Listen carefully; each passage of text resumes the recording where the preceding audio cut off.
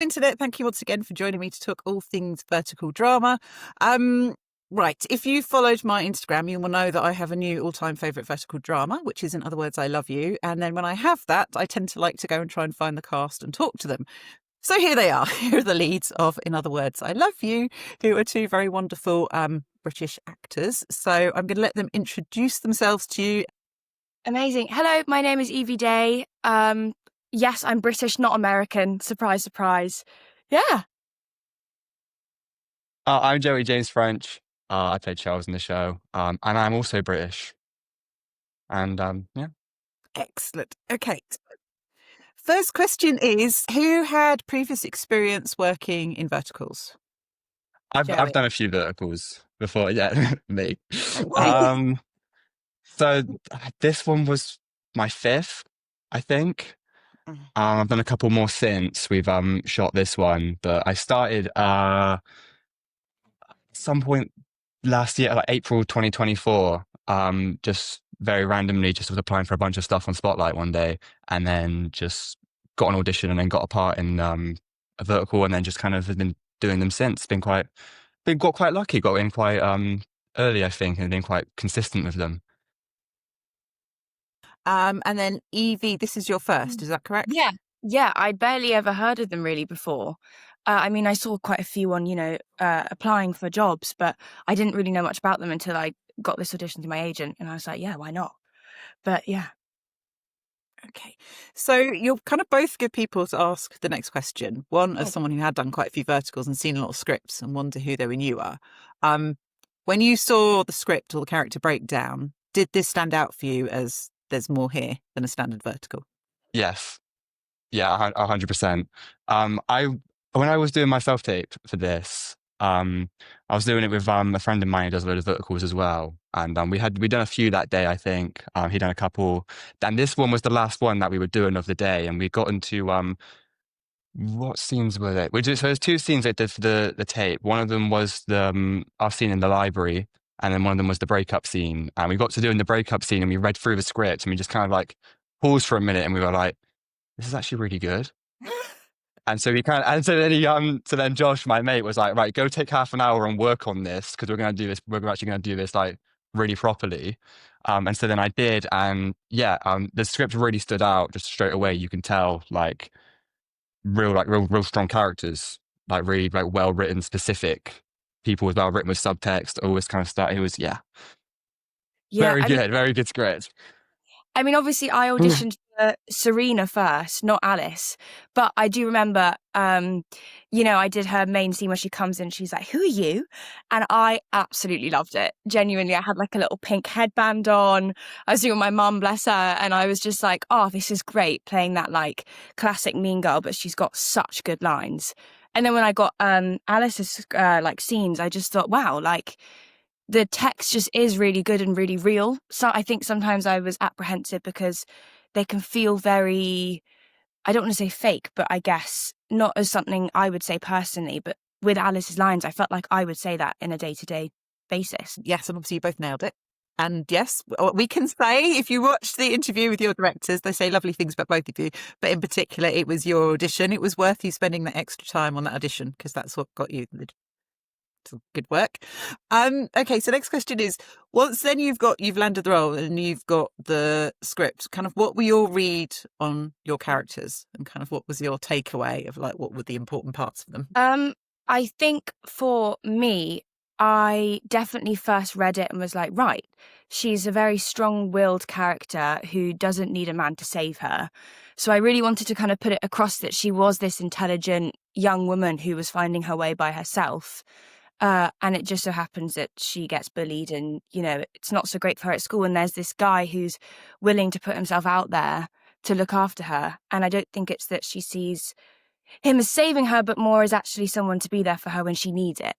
And I think I really wanted to show that she didn't need to be saved, but it was just that she actually was grateful for someone to be there.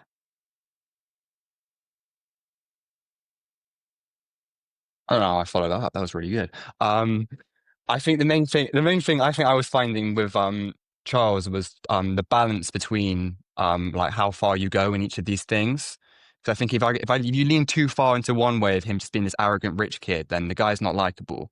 You know what I mean? You can't relate to him and you can't empathize with him. But then if you go too much into like the soft side of it as well, then there isn't really too much of you have to like find the balance between those two things. Otherwise, there's no real complete character arc, and it's knowing what parts of the script and what scenes are specific to those, and then like how like the intensity level essentially of like how far you want to go in those moments was the main thing I had to really had to focus on for the character. I would think when we then got older, it was really interesting how both of us shifted kind of our romance as well. It wasn't this kind of childhood crush. It was so much more and more meaningful. I think it was really fun to work with together on it. Yeah, 100%. Yeah, there was so I was thinking about it like since the show's come out as well. And you have and when in the flashback when we meet for dinner, you have that line which is what is it, like you haven't changed at all, like something like that. Yeah. And I think that kind of like that line of like knowing that like she said that about him, kind of like if she said that about him, she's probably right. So I didn't really feel like I had to like change too much, but it was just kind of like growing into himself kind of thing, and just becoming more like aware and just like the maturity of it exactly, and like the fear of like the what's going on and being away from it for so long, and being able to accept like who he is and to grow. I always thought the key bit there in that bit as well is that he didn't have the power before. Mm. And then, I mean, what was your read? Do you think he'd cut off his parents, or? I don't really actually know, to be honest. I did wonder, like, because there was like big 5-year time gap. Like, what was he up to? Like, what was he doing? I didn't like work it out or anything, or like try and make anything specific. But I think the thing was he just took time for himself, away from everything else, and away from like any kind of pressure of what anyone else would want him to be, his parents, but then also Alice in a way as well, and just finding out what he wanted and what he felt like he failed on in a way. What was his failure in a way? And then coming back to it, like he realized he failed Alice, and that was what he most felt. That was what he was most sorry for. And then Evie, yeah, you're amazing in those scenes because you just look older. I don't know how you do it, but you not by like, you know, aged, but you just look more confident and mature, and kind of just the way she holds herself is, this is someone who's much more confident in her person. So, I mean, I found it crazy watching it back. And there's a scene where we're at dinner and they have a flashback to when you first say that, don't tell me what I have to do. And we look so young. And I'm like, God, hair and makeup and costume, amazing job, because like it was probably filmed the same day. Yeah, it looks like such a time jump. And I think I really tried to work on having a different kind of, sounds really but a cliche, like an energy about me change, especially because, you know, when she's a lot younger, she's a bit more naive and unsure of herself. And then when she gets older, you know, she's got these book deals, she's got some maturity and calmness to her, which I really tried to put across. No, well, you did it. It worked. Okay, so I'm going to go all the way back to early on now. I want to talk about the bus. The bus is awesome. Yeah. The bus was awesome. I got so many pictures. And you got to go on the bus? I did get to go on the bus. Does it go? It drives, doesn't it? It did drive. It was I think it was a vintage bus that went around South London, like Sevenoaks area. And it came here, and I think genuinely everyone came outside and was like, oh, this is so cool. And it just drove around the kind of plot of the estate and then came back, and I was loving it. Because it's such a good opening, because it kind of sets this kind of slightly nostalgic, almost like Enid Blyton-y tone for like the England that it's portraying. I was just thinking, because Joey, some of the verticals you've been in, they're this kind of weird transatlantic, we don't really know where they're set. Yeah. Whereas it's like having one that's actually like, no, this is the UK. Yeah. Oh, for sure. Yeah. Because it goes back to like just the script and the way the writers made the script, just having everything be so like specific and like drawing on their lives and like real things as well. And it just adds so much, because there's so much stuff to actually draw on from that. And like, it's such a little thing as well, just like knowing that it's actually set in England, but yeah, it makes such a huge difference, because it just gives another like layer of reality that a lot of verticals just don't seem to have. And so we have to now talk about the Lord of the Flies. which is a great scene. Wonderful. Partly as well because Charles gets a brilliant line of, well, she may be top of her class, but that doesn't say much for an American, which is such an English thing to say. So, yeah. Had either of you read Lord of the Flies? I know the story. I No. haven't read the actual book. I have not read the book. And I know the story now. I love this. It's totally been spoilt for you, the ending. Yeah, it has. So you're not alone. We've turned out the directors hadn't read it either. I just love Oh, not. that Oh, thank goodness. Oh, thank goodness. That makes me feel better. No, I hadn't read it, and I know nothing about it. Okay. So then the next scene that I think is really awesome, apart from that, because obviously you get good sort of banter going on there, is when Evie's in the house. Sorry, not Evie. I get the name wrong. She's in the house. Alice is in the house, and then it's a very good twist of a vertical thing because we have the normal, or you get caught by the mail. And you're like, oh, yeah, it's vertical. And then they look and then the violins go. And instead, I think my favourite bit is that Charles just drops her. I love And then that. you She know, said like, she was okay, we're trying. not messing around here. This is fresh. Yeah. No, How was I it think filming that? Because it's quite a drop. You know what? I remember really clearly having to hold that position before he drops me, and my abs were like shaking. Well, abs, but they were like shaking. And I was like trying to hold myself up. But Gareth, our stunt director, was very lovely and put a lovely mat on the floor. So when I fell, I wasn't scared at all. But yeah. And then the next things I want to ask you about are obviously there's loads of great dialogue. In particular, probably I'm going to ask you about the Chewbacca costume. I actually love that. Was there a long process of finding that onesie? Was it quite a quick? You know what? I mean, I remember when we did the read through at the beginning, I was trying on a lot of the costumes to make sure they fit before going to set. And that onesie was there. And I think it was between that and some other pajamas. And I was like, no, the onesie has to happen because it's just such a little youthful thing. You know what, though? The day that we filmed with the onesie was like the hottest day in April. Oh, my God. I was constantly, when they yelled cut, having to like rip it off me and like fanning myself because I was genuinely sweating. But when it wasn't so hot, it was lovely and cozy, I must say. And I wanted to ask you, so I kind of got a bit of an answer from the directors, but obviously watching it as an English person, you were like, that has to be something you all did. That when Charles says snogging Chewbacca rather than another word. Was that a change that you made on set, or was that something that come up before? Was the what? Sorry. Say that again. Sorry. I don't want to snog Chewbacca, basically. Oh, You need to put yeah. snogging, and that's so English as a phrase. That was in the script, I think. That was just the way it was written. Oh, you don't know this? No, I don't. Okay, What don't I know? It wasn't that originally. What was it not? Really? No, it was. What was it? It was something quite a lot harsher. Oh, wow. That's really, because So snogging it was, I wouldn't F Chewbacca. Oh, no, that's not. Oh. Exactly. And that was it. And that was where they changed it. Absolutely not. No. Because it was like way too harsh. And then they were playing around with lots of words and then came up with that. Yeah. Oh, snogging is definitely better. Well, yeah. This is why Definitely. Genius is your director. They sorted all that out. So, yeah. That's so interesting. I would have never known that. Because, I think I one love thing was it. great was that it was so, like, childish between us with the romance, like, snogging Chewbacca is so cutesy. Whereas I think if it was a lot harsher, it would have kind of come across a bit like, whoa. Yeah, that's why it's so good. Because there's also the thing, again, it's a twist of the verticals. There's some dreadful verticals where obviously Charles comes in with the money. I'm not selling my body.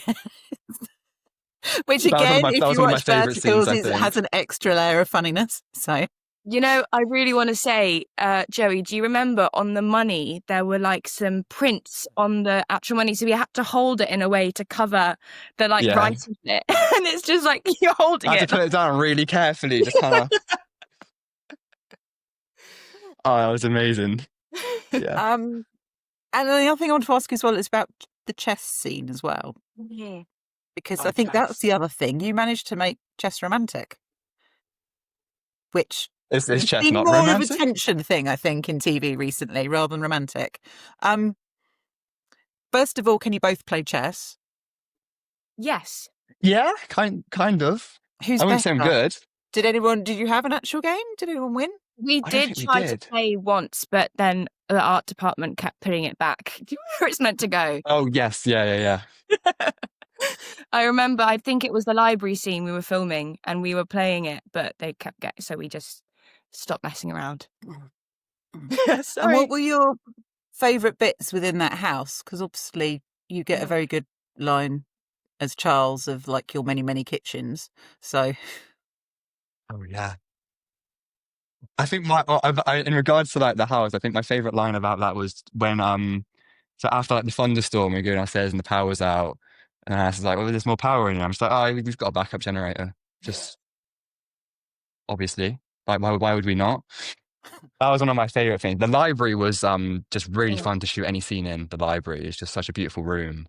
How many? I can't remember because there was quite a lot of locations in that house that we did. I can't remember how many there were. Well, I think your But that was dining room, the bulk of like everything. I was saying your dining room was really nice when you're with your parents and Serena. Yeah, that was nice. Yeah, that was good. The house was just beautiful. Oh, We did yeah. some of the school scenes in that house as well, didn't we? In the Did we? first house we did, in the Am second I? house. Did we? I can't remember. Yeah, we did, didn't we? There was we did something like the You're so right. You're so like one of right. the, In like, the the lunchtime hallway. scenes. The Yeah. lunchtime No, scenes and stuff were like in one of you're those so right. rooms. Yeah. Yeah. yeah, I was told that kind of common room effect where you're kind of Yes. sitting around the table Yes. was actually a living or drawing room that the art department had kind of managed to make look as if it was corridory. And No, Yeah. it was Oh, yeah, it was. yeah.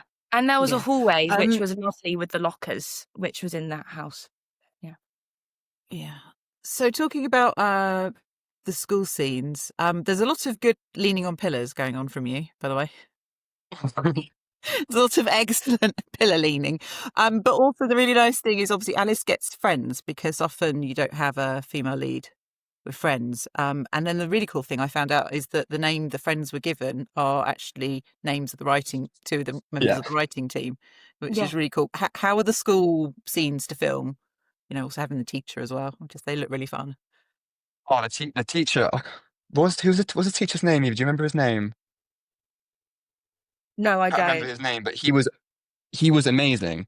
I cannot stress this enough. He had like two lines when he like was speaking at the end of the scene, and like when it was just his coverage, he would just carry on, and he would just carry on improvising, and he would be going for like 5 minutes, talking teacher talk, talking about Lord of the Flies and about how literature is so important, about how like all of this stuff, and he just kept going, and we were just kind of watching him, just like we call cut, and we were just it's in the it's in the credits when he's still going, when you call cut, and we just clap for him. We were just like, this is amazing.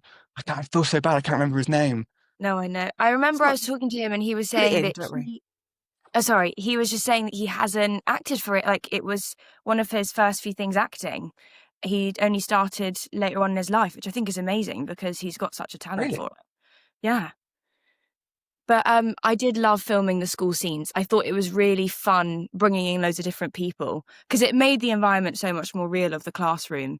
And especially when it was in such a state, you would not expect this living room to be a school. But you walked in, I'd be like, oh my goodness, how have they done this? It genuinely could be a school. It's brilliant. And all the people were so lovely to work with. They were all really lovely. Okay, so now I have to ask you about you do have quite a few stunts. So obviously you get a water balloon thrown on you and then you have to jump out a window. Yeah. How was filming those? You know You also what? get locked in a lot, which one of the lines I like is that you do say, this is getting old. I've been locked in so many times. Of all the things to do, lock me in. No, the water balloon scene was my favourite scene ever. I was so excited, and like I think why I was so excited is because I could only do it once. I couldn't mess it up because, you know, then you have to clean the set, you have to clean me. It's just such a hassle. So I remember being like, okay, I've really got to do this. So I did it and I was absolutely loving it, getting wet. And then they all cut and everyone's running over to me, giving me towels, giving me dressing gowns. And I felt like such a princess. I was like, oh yeah, no, I'm fine. Dry me. But no, I think Gareth was really great. There's a lot of videos of us practicing falls and whatnot, and he gave me his shin pads when I fell out the window, which I think was meant to look like I was jumping from like 3 stories. But then you see the window and it's such like a 2-meter drop. But scary either way for anyone, I think. So what about you, Joey? Do you have like, what was the best stunt scene that you got to do as such? I don't really think. I Car? can't remember. That was the car scene. That was more just I suppose it would be the car scene. Yeah, that was just good fun. Just running into the road, just pulling them out. That's quite cool. Yeah. I didn't have many stunts though. No, I was quite disappointed on that. I wish I was in more peril, to be honest. Okay. But Right. Note for future production, please put Joey in more peril. I guess the private school rich kid doesn't get to be in peril. I mean, You get to look quite stressed quite a lot. There's a lot of emotional peril. So Yeah. emotional peril, a lot of emotional peril. Yeah. There was a brilliant photo where I was having to do the stunt with the car, and Joey was just kind of waiting for his shot, and he's just standing in the sun looking so nonchalant, whereas I'm there having to be like sprinting away, getting kidnapped. He's just there. one of my favourite things as well is how useless your kidnappers are. Oh, they're so funny. They were actually playing Candy Crush, but you can't see it in the shot, which I thought was great. Just the 2 chillest kidnappers ever. Yeah. Great. And I But love it kind of works. In my head, it makes more sense that if Serena's, because it's always random when they go to, I go to her school and now I've decided that I've got like where do they ring to get these kidnappers who like turn up and are normally terrifying? Just got on speed dial, you know? Yeah, it makes much more sense in my head that it's this kind of pair who's like, she's found down a park somewhere who are like, oh, whatever. We're just going to play Candy. Yeah. So, No, literally, yeah, I did rather enjoy it. But it's just the fact that you get out of the car so easily and they're like, oh, maybe we should do something about that. Yeah, I think it was great because it also makes it a bit less serious, because it is quite a big thing to kidnap an underage girl. So I think that makes it a bit more lighthearted and fun to watch instead of, watching something quite traumatic. Okay, so we've asked about stunts. So now I want to ask you about dialogue, because obviously that's something that's really stuck with people, that there's a lot of proper dialogue and conversations. What were some of your, I guess, favourite lines or favourite scenes where you kind of felt you had really good dialogue to dig into? I think we were talking about the 5 years later dinner scene. I think that really just stands out with just all of like the subtext before that, all the context that goes on, stuff before that, and just the what was fun for me in that scene was just finding a little bit of like awkwardness, I suppose, which Charles wouldn't usually have, and it's just everything is just kind of like massively just like on the back foot, just like doesn't really know what's going on, but is still like trying, which is all very new to him. And I think the way that was written, I really think I could like pick any scene, to be honest, and just like say this one, because I just think they're all just like really wonderfully written. And just everything is just written with like so much love and so much like, what's the word I'm looking for? Just character, just life. Everything feels so like intentional, and it was very easy to like build a character or like find what the relationship is or what the meaning of the scene is when it's well written, and you can actually feel something when you read the words. I think I completely agree. The dinner scene, I just absolutely loved it. I think it was really nice to see a mature insight into what they're thinking, because I mean, previously all they do is fire insults at each other. They don't actually be vulnerable until towards the end of their relationship. So I think it was really lovely to kind of have that clarity in those lines of, I really liked you, really like me. What happened? And yeah, that line of God, I'm not going to get it right, which is really annoying. It's like, you try to give me what I want, but don't you realise that's not what I wanted? Something along those lines. It's really a rough version of what I say. But I think it was just great because you see their emotional intelligence and just how they've missed each other with their communication. And then also I think that the chess scene and when we sleep on each other's shoulders in that, on the sofa, I just thought was so sweet. It's really sweet. And talking about lines, obviously you've got a catchphrase. as Charles. Yes, you. Sorry. Don't tell me what I have to do. Yeah. But obviously, one of the nice things about the script is there is a moment where Alice basically pokes fun at that as well. Yeah. That's what I like about the script, always knows what it's doing. But for you delivering that, how do you make that different each time? Because I can see it'd be very easy. Wow. Oh, wow. To just go, I'll be I think back. a lot of In the kind of Arnie, I've got one monotone way of delivering. Yeah. A lot of it was a lot of the notes I was given when we did each of the actually firstly when we were watching it back, the first time that I say don't tell me what I have to do is it the Chewbacca scene where it's like, but that moment is actually improvised. Yeah. And that was Evie's idea, just to add that in because they wanted to just add a bit of more dialogue, and so we just added that bit in. And that was the first time it's actually like on screen, but like in the script that's not there. But yeah, that was Evie's idea. I just wanted to just point that out quickly. Give me credit. Give us some credit, she's all right. But finding that line, a lot of the notes I got from that was to try and keep it similar, because everything just kind of, it wanted to just kind of be, I guess, this, like, I don't know how to say it, but like it's a very Charles thing to say, and I think they kind of wanted it just to feel like it was familiar every single time, like it was something that you just go back to, and it was a kind of a pillar of like what made him him. So like it's like subtly there probably are some like changes between the things, but generally the delivery and the way the line is actually said kind of stays the same, which I think also makes it kind of funnier at the end when Alice pokes fun at it, because it just becomes such a catchphrase and something that he says almost in like the same way every single time that she's finally pointing out. Makes it really fun. But yeah, that was, I can't think of anything else really to say about that. I just thought of another bit of favourite dialogue as well, of when Charles does his breakdown of why he hasn't gone to Europe. That's hilarious. Oh, that was good. That was good. That was really tough to learn, because there was just a whole just like spiel, and there was a lot of one of the main notes I got like as Charles, which was really helpful, was just to slow down every time I spoke, because naturally I speak really fast. So like from like the first read through to like right up until like the last day shooting, Hal and Wei were always just kind of being like, slow down, like you don't need to speak so fast. But there are moments where like the pace kind of picks up in where he speaks, and that was one of them, because he's just so like sure of it and so bored. And the other one was when he's talking about Lord of the Flies, when he's going on about the book. They could have done this, but instead they didn't. And just his like natural just like intelligence in that way, and just like how certain he is that he can just kind of whittle it off like it's nothing, and that kind of thing.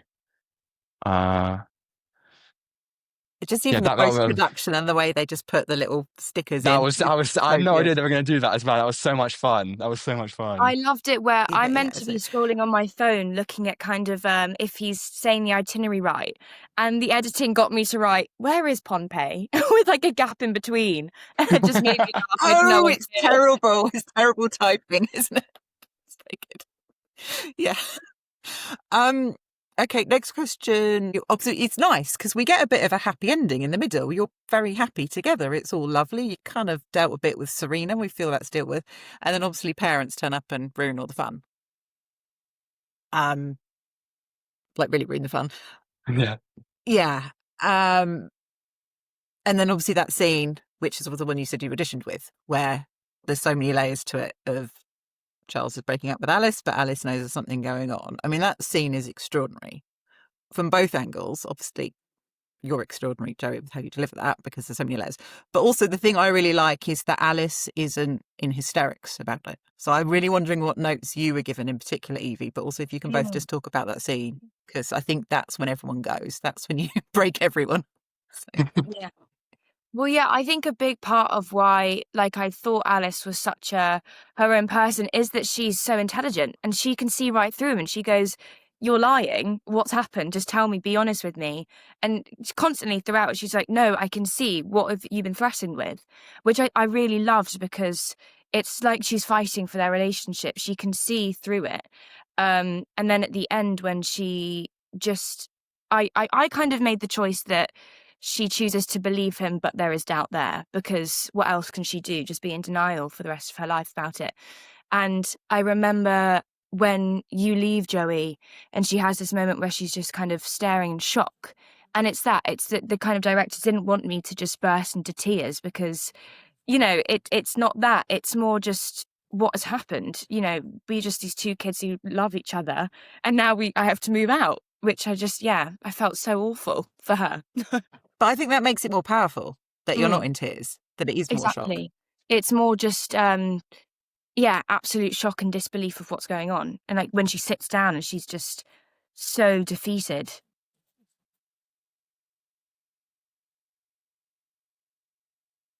Joey, say something. Yeah, so Sorry, no pressure. Just talk about I was thinking about that. I was like, yeah, that's really good. Yeah. A lot of I think what I was doing in that scene, what I was bringing into that scene was, first of all, was kind of like he really does not want to do this, but he feels like he has no other choice. And he kind of, throughout the scene, just goes through like every possible method he can try and do to do it. And none of them seem to be working because, like Evie says, Alice just knows him. He knows something's wrong and she can just keep poking at him because she knows this isn't right. And at the end, like, there is a choice, like the line of, I'm not choosing between this and something I picked up for a moment of fun, which is an absolute lie. But also it feels like it's the only thing he has left. And saying that still at that point is a conscious choice on his end. Like, he's just trying every method he can. And the thing it has to result to is just actually just hurting her, which he really does not want to do, but he sees no other option. And then coming out of that scene and then going into the one afterwards. Oh, that was I think we filmed that on the same day. We went straight into the scene on the stairs. I go straight into the scene where I break down on the stairs. And yeah, I think because something you just pointed out with it feels like, correct me if you think I'm wrong, but it feels like a bit of a reversal in that I cry and Alice doesn't. So it seems like, based on just like the tropes, it should be the other way around. But I think it is actually quite nice that, and then I come away from that, I'm just so overwhelmed by everything, and just I feel awful. I just feel absolutely awful about myself, because I know exactly what I have done, and I know that I'm going to have to like live with that, and that is what results in just the breakdown. I hadn't actually completed that thought, because I just got, and you're right, that's partly why it is so powerful, because it is the reversal, because normally it would be the female character's in tears and the male just wanders off. Because I remember when I was watching it, that my first thought was, that's so unusual to see a male character break down after that breakup. You know, you normally they don't really show much emotion, it just goes on to the next thing. But yeah, you're right, that's why it is so powerful. Okay, so now I have to ask, obviously now we've done heavy scenes, I've been told I have to ask you about volume check. There it is.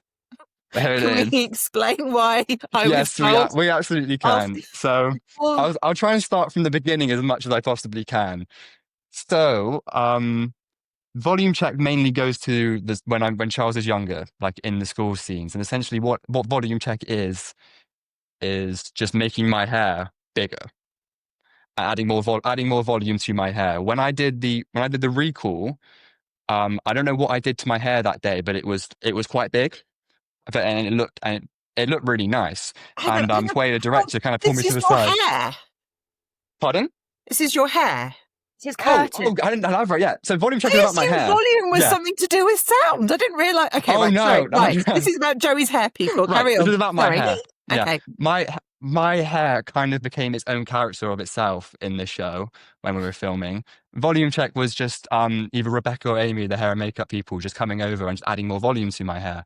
Someone would just kind of we'd get ready to roll, but before we did, someone would say, "Can we get a volume check on Joey?" Where the camera just went straight to me. I'd look straight down the camera, and everyone would just look at my hair and they go, "Yeah, can we get a bit more volume in it, please?" And then Rebecca would come over and just kind of spruce up my hair a bit and make it bigger. And it just became a recurring joke because it happened. I don't know how many times it happened, but if I had £1 for every time it did, I think I'd be a rich man, to be honest. I think as we but that kind of became just it got bigger and bigger as we filmed it. It did. It just kept getting bigger.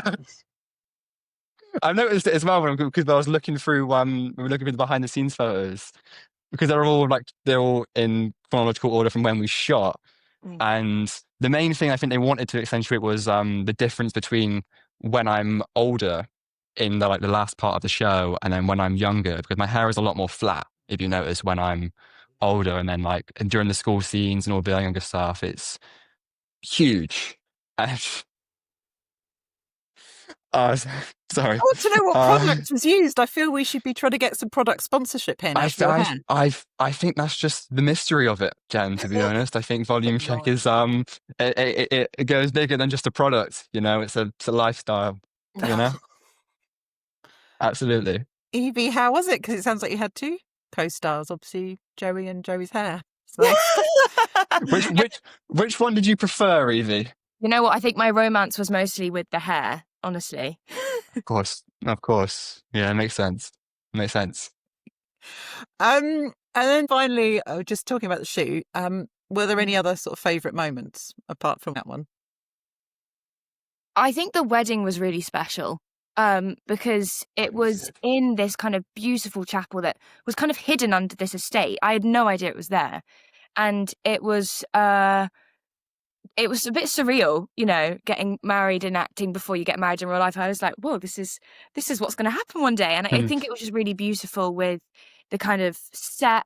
It was probably the second day of filming, so it kind of felt surreal because we had so much to have of our backstory, but we had to kind of make it up as actors do. But I think it was just really lovely to have that, and in a way it was nicer to do it at first because it's like we have all these things to come that we need to film, and it's the beginning, which is so exciting. I agree with that. I think the wedding scene was, especially filming it right at the start as well, just like jumping right into getting married and you haven't done anything else. It's just it's quite funny. I'm trying to think of some other scenes. You must have had some other vertical weddings. I haven't. Oh, have you not got married before? It's my first wedding. My first wedding. Well, I feel honoured to have that privilege. There will be more. As do I, Evie. As do I.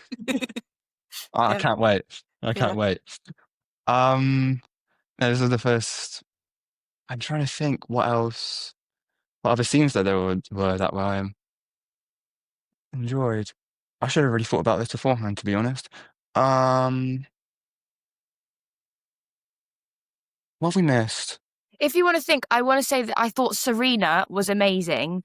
And I thought any scene with Serena, she was so brilliant. And especially with us three together, she was such a powerhouse. And I was like, whoa, so threatened as my character. So I thought she was great. And it was always fun to film with her. That's very true. Yeah, it's so funny as well because Shay is just so lovely. And then Serena is just like so mean. Yeah. I don't know how you like jump from those two things, but it's a mess. She just brings in a really fantastic energy of like, it's the way she does the total entitlement and the total, you are so beneath me, I don't even know why you're here and I'm bothering with you. Yeah. Which actually really works with kind of setting it in England and a certain English aristocratic person, because she's even got the styling, you know, with that kind of, there's a bit tiggy leg book, which is probably way too old for you two, but hairband for me. Sort of. So yeah, she's amazing. I just want to say I agree. She's fantastic. Right. So you finished the shoot, which I think was it right? It was May? Was it April? Yes. April, May, I think. Okay. Yeah. Get on with your lives, do kind of acting thing. And obviously it was quite a long wait for the release of that. So it was coming out in end of October. What's the first, just so that people understand as kind of as leads that you hear, when do you get told, oh, it's coming out? It was about like a few days before it was come out. Hal messaged and just said, show's coming out finally. And that was about it though. But yeah, that lead up was just, because like you say, like verticals just like come out so quickly, like the turnaround is insane on these. So like waiting was just, trying to work out like why we're waiting as well. And then like when it kindly came out and then seeing like the reception it's got, it all makes sense. Because like, but I only found out, I don't know about you, Evie, just a few days before it was coming out. I mean, yeah, I was a bit annoying and I would message Hal maybe a few times since August. And I was just like, hey, sorry to be annoying. What's going on? And then I got a message from him, like, I want to say a week before. And I think I only got it before because I was so annoying that he probably thought, get her off my plate. But I remember I was in the gym and he sent me a message going, Evie, it's coming out. And I was at the gym and I just literally wanted to jump for joy. Even then I made myself aware that I was in public. But no, I was so excited. I remember him saying, it's coming out on Drama Box. And I was like, no way. This is so cool. And as Joey said, I mean, just the praise it got was so shocking in the best way. I had absolutely no idea that it would do so well. So Yeah. that's kind of the thing I wanted to ask you next, because obviously I watched it and loved it. I mean, you kind of both knew it was a good script and a nice project, but I mean, I know as well, even if I like something, if I put it on the internet, just because I like it doesn't mean other people will. I can try and steer people, but my taste isn't everyone else's. But obviously, I think I was sort of sending you comments and messages I was getting, and I kind of did a post. It isn't just me. Everyone who watched it was having exactly the same reaction of, we love this so much. I don't think I've told either of you, but someone sent me a message of this feels like normal people, just with a bit less drama. I mean, that's the level that people were looking at it at. And, Wow. I said it, and I've seen another guy who does reviews say it, it feels like it could have been on the BBC. I would not have been surprised if Joanna Lumley had kind of wandered in as, Charles's grandma at some point. It felt like it fit in with all that. Wow. So, yeah, I was just, I guess if you could just explain kind of what it is like, because I guess it is a bit overwhelming. It's been really overwhelming. Yeah, just like you said, I knew I liked it. I knew I was really proud of what I and everyone else achieved by making it. But then seeing it come out and then seeing everyone love something as much as they do, and they love something that you put so much work into, and you saw so many other people put work into as well, and so much love went into it. It's really great. And it's really overwhelming as well, because you don't see that happen much, especially not as early on as we are now. You know what I mean? You just make something just purely for the love of it, and then that's enough. You know what I mean? But then seeing, it's I Is don't know, that it's hard part to of find words. acting then that kind of, okay, just trying to ask bigger questions, that the reason you do it is for the love of doing it, and you're not Yeah, really quite sure, but then to actually then find out that something lands and resonates as much as this has, that's like an amazing bonus, but you don't expect it. it's surreal. Yeah, it is. Yeah. It's you just you do it because I do it just because I love it so much. I couldn't imagine doing anything else. And then it just feels, I don't know, it just feels, it's hard to find the words for it. It's really overwhelming just how much people love it. It feels really great. I'm really appreciative of how much people have responded to it and appreciate it. And how many people have reached out to me to say that as well. It's I can't actually wrap my head around it. It's Yeah. Has it been insane. similar for you, Evie? Yeah, I think definitely when we were on set, it all kind of clicked in when, before we thought it was a great script, and then we had these incredible directors, and then all the cast was brilliant, and then the set was amazing. And I think it did click for me. I was like, oh wow, we've gotten really lucky here with how everything is so top notch. But I had absolutely no idea that it would do so well. I mean, I have a little knowledge on vertical because I've only done one. So and then I got Drama Box, and I see so many millions of things have been watched, and I think I sent a message to Joey being like,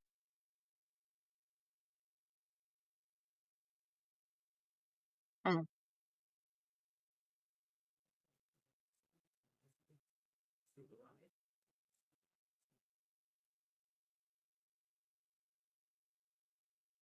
Mm.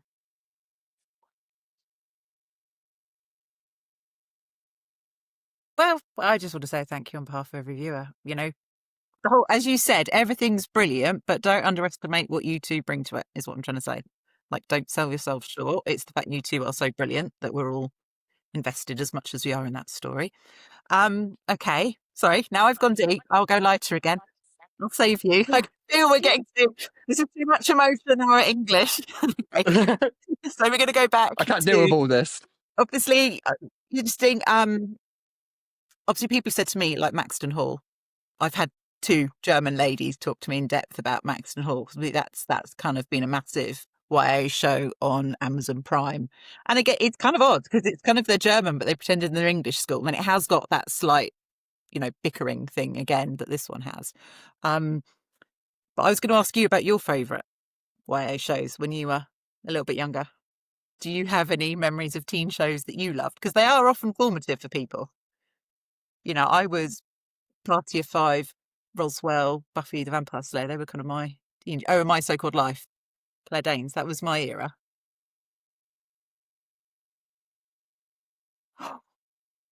Yes.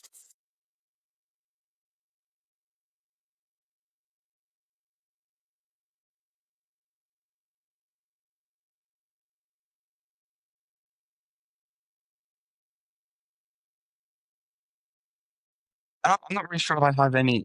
I'm thinking, yeah. I didn't. I'm not really sure if I have any like shows, Mm. so to speak of. 'Cause I always kind of just watched films more, just kind of Ever gravitated films? towards that.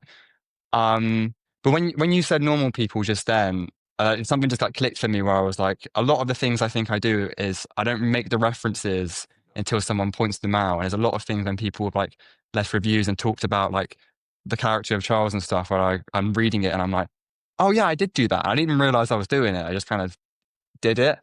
Normal people reference I think is like, first of all, it's a massive compliment. Like, oh my God. It's a huge compliment. But then that kind of vibe of just the Connell and Marianne relationship, I can see a lot of in that thing, in this show. Um, as far as like teen films go, I think my point of reference is always 10 Things I Hate About You, and everything that happened in that film. I think there was a lot of character reference in that. I know they're not similar at all, but there's a lot of the energy Heath Ledger brings to that role is just to be able to walk into a room and own it and just to know that you belong there immediately, which I think Charles massively has.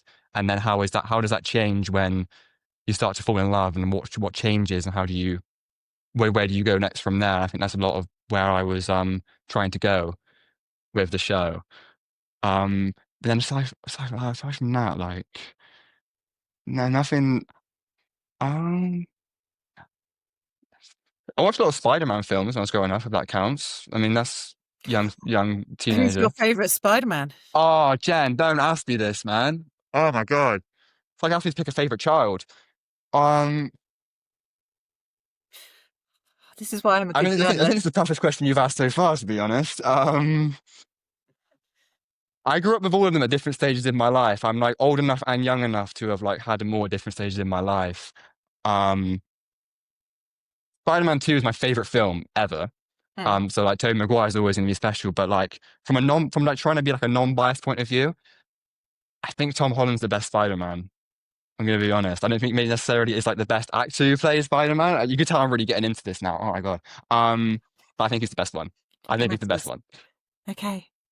It was really weird. Years ago, I used to organise a load of school fundraising stuff, and we did like this comedy night. And Dominic Holland, who is a British comedian, was one of the Yeah. comedians, and he was talking about Spider-Man was about, well, no, the Avengers, whatever was about the first appearance of Spider-Man of Tom Holland was about to come out, and he was saying at this comedy like, my kid's in this, he's going to go massive, and it was really interesting. He was kind of working it into the set of it's going to go crazy, and I know he's going to totally eclipse me, which obviously he has. I mean, But obviously, yeah. but yeah, it was a real marker of just that his dad, because he'd done like comedy and been in showbiz, was Yeah, so yeah. aware of what was about to happen to their family. So yeah. That's amazing.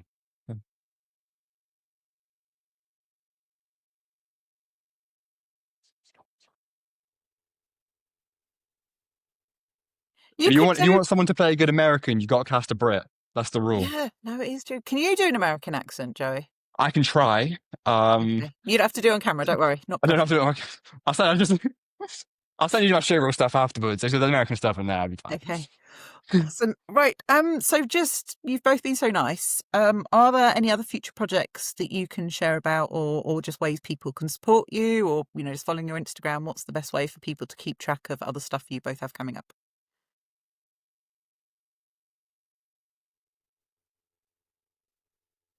I. I've I'm silenced you both. waiting. You think we get used to this by now, being an hour in, but like.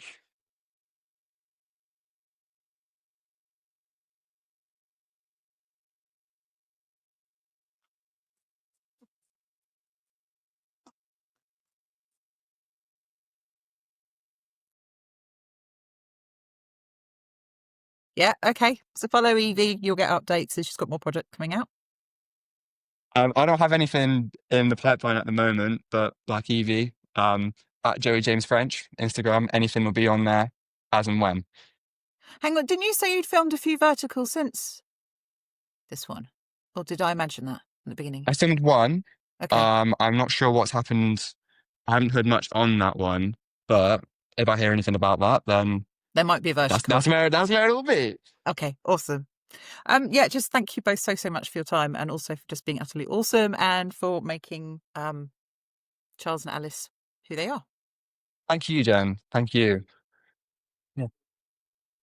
Thank you very much. Right.